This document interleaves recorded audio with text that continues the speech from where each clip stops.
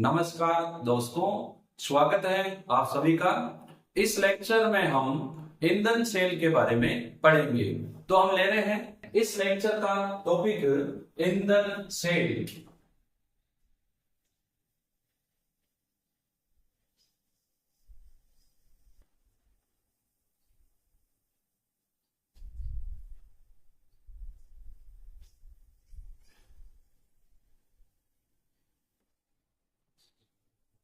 देखो, ईंधन की जब हम बात करते हैं तो कोई भी ईंधन जो है वो हमें दहन ऊर्जा देता है। जब हम किसी ईंधन को, चाहे वो लकड़ी हो चाहे वो गैस हो, जब हम उसको जलाते हैं तो वो हमें ऊर्जा देता है। और जो ईंधन हमें ऊर्जा देता है उसको हम बोलते हैं दहन ऊर्जा। तो ईंधन सेल क्या होगा? वह सेल जो ईंधन की दहन ऊर्जा को विद्युत ऊर्जा में परिवर्तित करता है, ईंधन सेल कहलाता है। ये जो ईंधन सेल है, इसमें जो ईंधन हम काम में लेंगे वो जलेगा, जलने से दहन ऊर्जा बनेगी और ये सेल उसी दहन ऊर्जा को विद्युत ऊर्जा में परिवर्तित कर देगा। तो मैं सबसे पहले इस डेफिनेशन लिख देता हूं। वह सेल जो ईंधन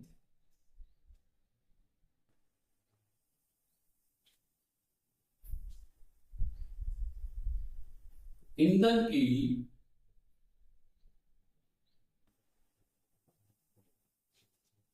दहन ऊर्जा को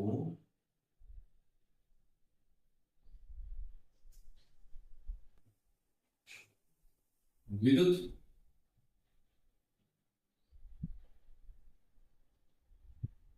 ऊर्जा में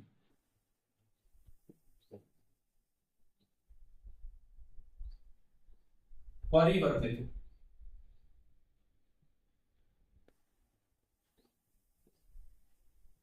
करता है, क्या कहलाएगा? ईंधन सेल।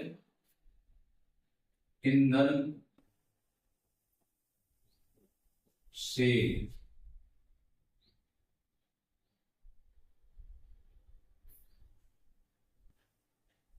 कहलाता है। देखो, दहन प्रोसेस एक रेडॉक्स अभिक्रिया है। जब भी किसी ईंधन का दहन होता है तो वो एक रेडॉक्स अभिक्रिया को फॉलो करता है। तो मैं इसको लिख देता हूं, दहन एक रेडॉक्स रिएक्शन है।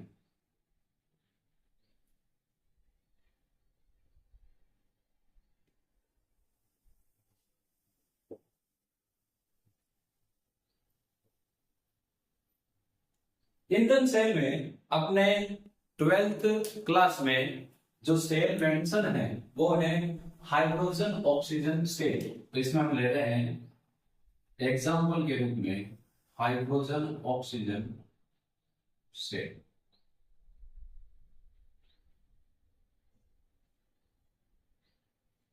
हाइड्रोजन ऑक्सीजन सेल में फर्स्ट ऑफ ऑल हम बात करते हैं इलेक्ट्रोड की। इसमें दो इलेक्ट्रोड होते हैं, एक एनोड एक कैथोड। जैसी बात है, दो नहीं है।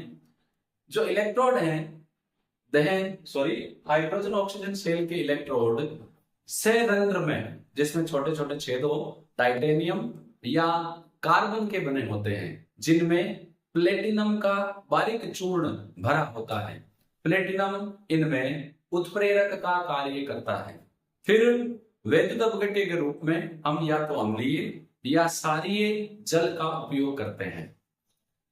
हम हाइड्रोजन और ऑक्सीजन गैस को उच्च दाब पर संयंत्र में इलेक्ट्रोडों में से वैद्युत अपघट्य में प्रवाहित करते हैं। वहां रिएक्शंस होगी और हमें दहन ऊर्जा विद्युत ऊर्जा के रूप में प्राप्त होगी। देखो क्या होगा। सबसे पहले इलेक्ट्रॉन की बात करते हैं।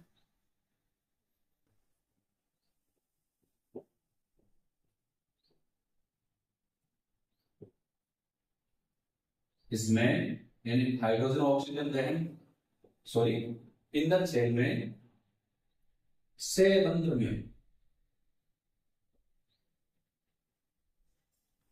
सेरंध्रमय का मतलब है बिल्कुल छोटे छोटे छेद।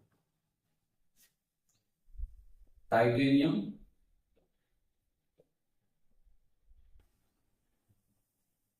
या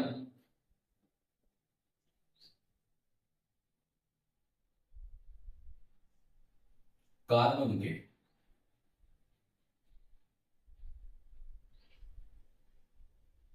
इलेक्ट्रोड होते हैं।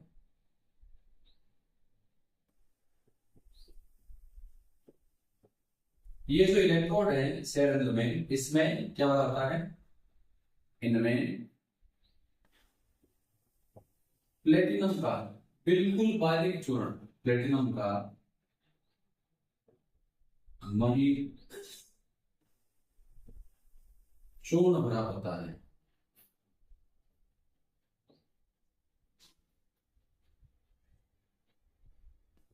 जो इसका कार्य करेगा बताया था, उत्प्रेरक का।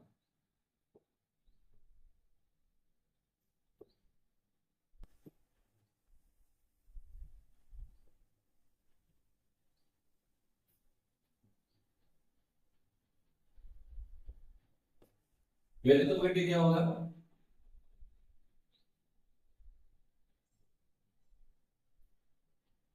वैल्यूज ऑब्जेक्टिव,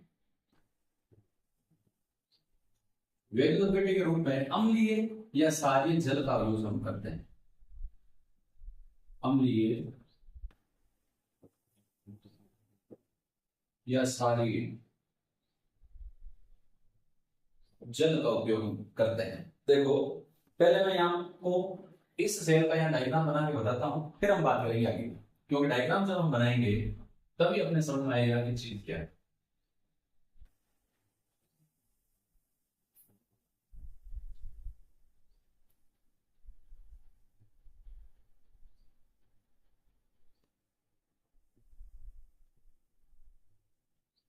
क्या बात है, आज लाइन में सारी सीधी आ रही है,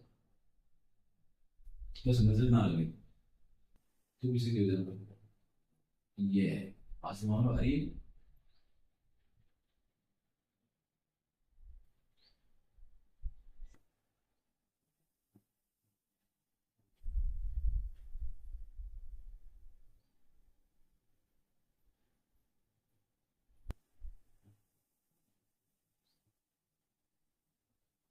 अब हम इसको सेल अंदर में दिखाने के लिए, ये तो इलेक्ट्रोड है, इसमें मैं अलग पेन से डॉट लगा देता हूँ। यहाँ जहां डॉट है वहां छोटे छोटे छेद है, रंध्र का मतलब छेद ही होता है, जैसे बालों में रंध्र पाए जाते हैं, ऐसे ही मैंने इसमें छोटे छोटे छेद करने के लिए अलग कलर का मार्कर यूज किया। यहां से हम डालेंगे ऑक्सीजन, यहां से हम डालेंगे हाइड्रोजन। ठीक है, वायर लगा देते हैं कनेक्शन। ये जो है बीच वाला पार्ट है, इसको मैं अलग मार्कर से निकाल लेता हूं। या हम लेते हैं वेरी कॉन्वेटिव,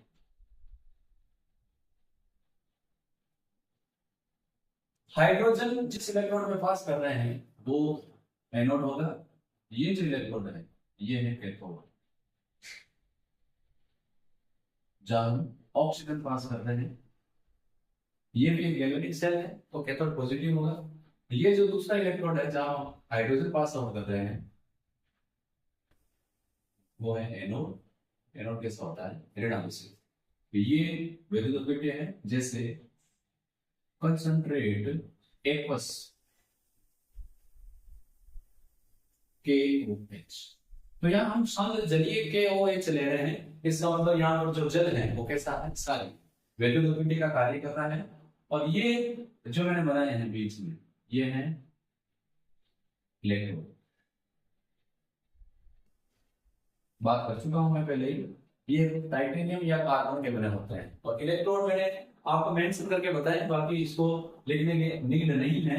लिखने की नीड क्यों नहीं है, क्योंकि ऊपर हम मेंशन कर चुके हैं एनोड और कैथोड, समझाने के लिए मैंने बताया। इस रिएक्शन में हम देखेंगे कि जो सेल रिएक्शन करेगा तो इसमें जल बनेगा, तो ये जल के लिए आउटलेट है, जल की वाष्प यहां से बाहर निकल जाएगी।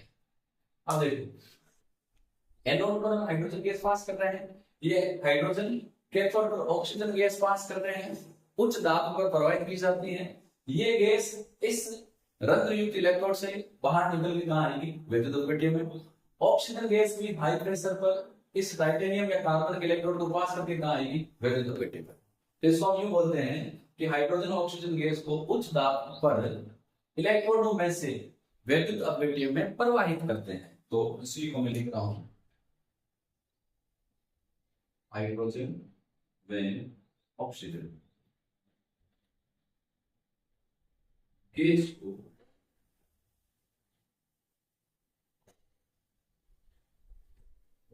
उच्च दाब पर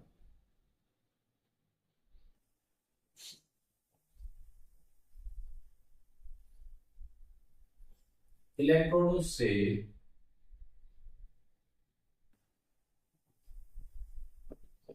विद्युत अपव्यय में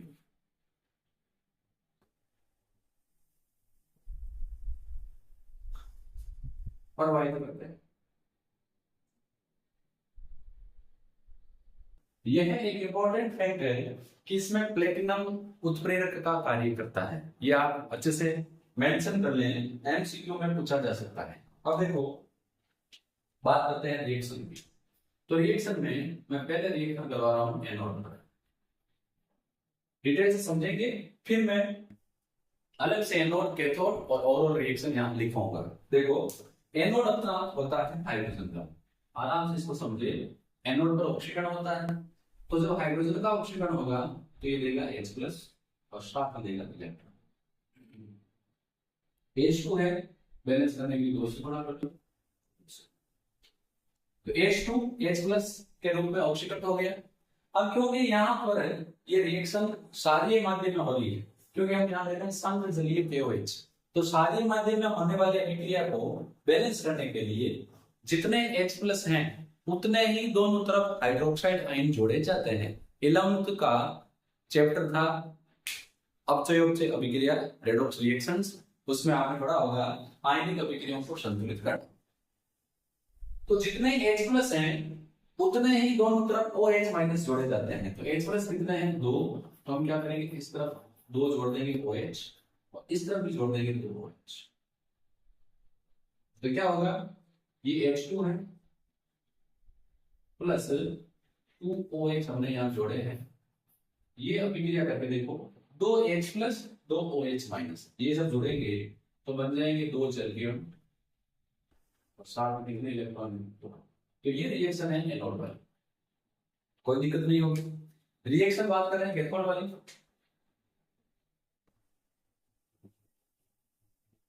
जैसा कि हमें पता है कैथोड पर क्या होता है, ऑक्सीजन, यानी इलेक्ट्रॉन ग्रहण किए जाएंगे।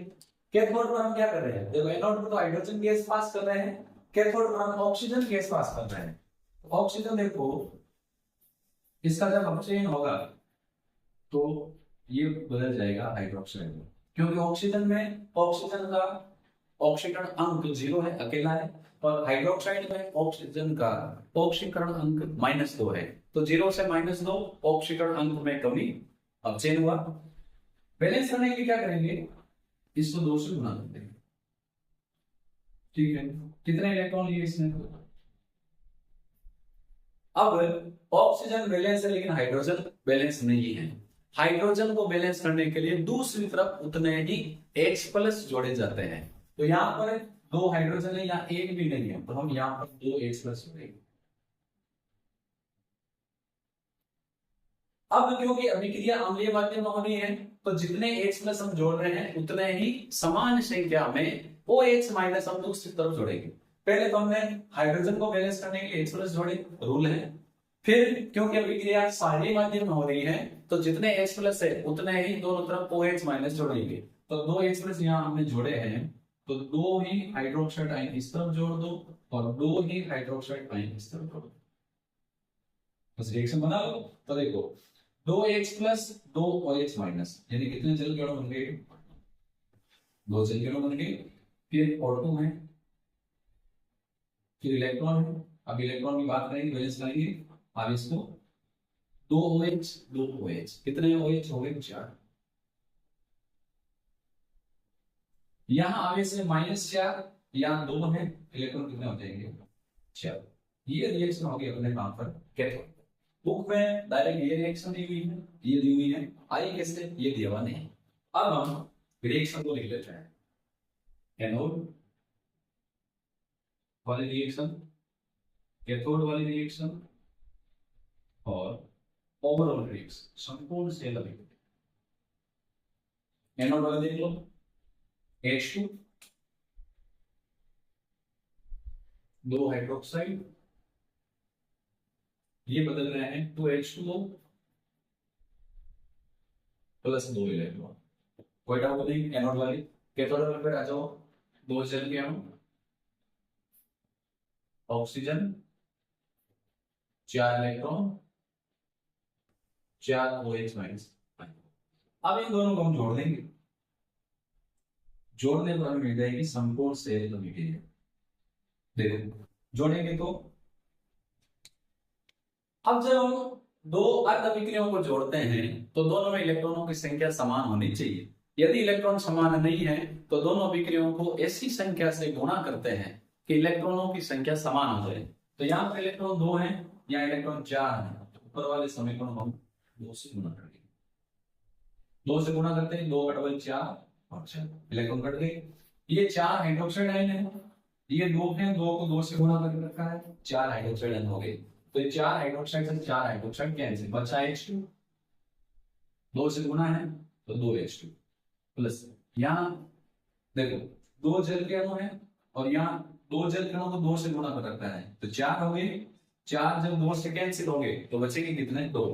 तो ये देखो H2 को 2 से गुणा कर रखा था तो H2, फिर ऑक्सीजन एक ही है, ये रिएक्शन कर रहा है। 2 जल के अणु कट गए, अब यहाँ 2 को 2 से गुणा कर रखा था 4 का, 4 में से 2 गए, कितना बचे? 2। ये H2, ये इस ईंधन सेल की संपूर्ण सेल अभिक्रिया। अब देखो इसमें जो ये जल वाष्प निकल रही है इसको हमने यहां से निकालने के लिए आउटलेट बनाया हुआ है।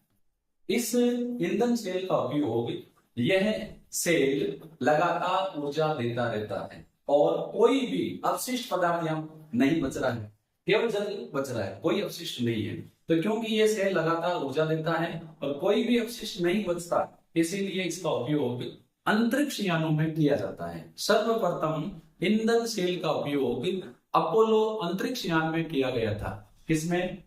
विद्युत ऊर्जा उत्पन्न करने में। तो सर्वप्रथम इसका उपयोग अपोलो अंतरिक्ष यान में विद्युत ऊर्जा उत्पन्न करने में किया गया था और निकलने वाले जल वाष्प को, ये जो जल वाष्प है, इसको संघनित करके द्रव में बदला गया और अंतरिक्ष यात्रियों ने इसे पीने के पानी के रूप में उपयोग में लिया। तो मैं इसको यहां ऐड कर देता हूं, यह है सेल लगातार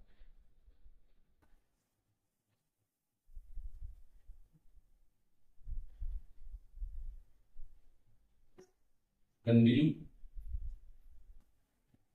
ऊर्जा प्रदान करता है तथा एक्स्ट्रा कुछ बच नहीं रहा है, कोई भी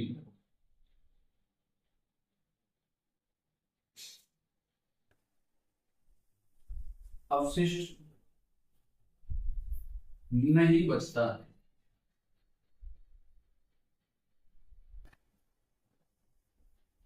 अतः इसका उपयोग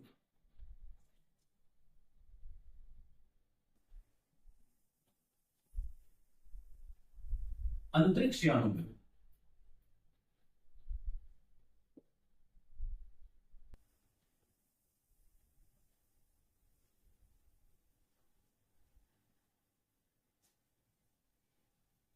विद्युत ऊर्जा के लिए किया जाता है।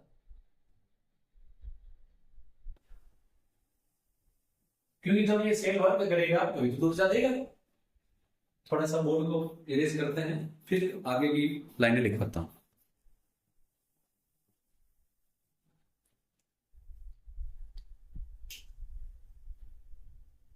सर्वप्रथम सबसे पहले इसका उपयोग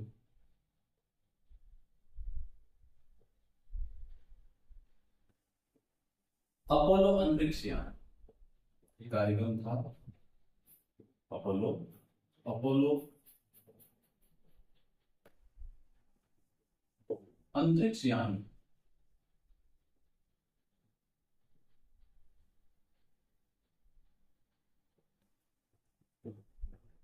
विद्युत ऊर्जा के लिए किया गया।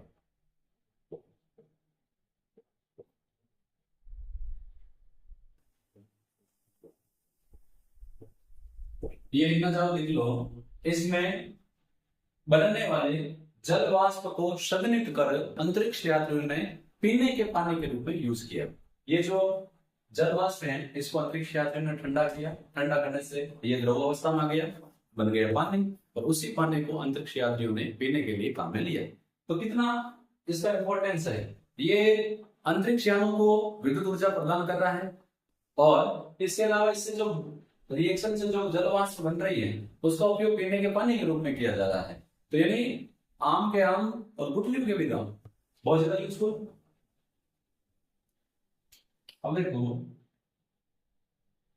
आपको ये जो हाइड्रोजन ऑक्सीजन सेल है, इसके अलावा यदि हम अन्य ईंधन की बात करें, अन्य ईंधन का मतलब है हाइड्रोजन ऑक्सीजन के अलावा अन्य ईंधन स्रोत क्या है। तो हाइड्रोजन ऑक्सीजन के अलावा अन्य ईंधन के रूप में हम काम में ले सकते हैं मीथेन, एथेन और प्रोपेन। इनका यूज हम हाइड्रोजन ऑक्सीजन के स्थान पर ईंधन के रूप में कर सकते हैं। इस सेल की वर्किंग कैपेसिटी जो है वो लगभग 70 to 80% होती है, और यदि हम कई सेलों को आपस में जोड़ दें तो इस सेल से लगभग 1 किलोवाट तक की विद्युत धारा बनाई जा सकती है। तो यहाँ पर अपने ईंधन सेल वाला टॉपिक समाप्त होता है। हम नेक्स्ट वीडियो में इस चैप्टर का लास्ट टॉपिक संक्षारण कोरोजन के बारे में पढ़ेंगे। हम फिर मिलेंगे नेक्स्ट वीडियो में। धन्यवाद।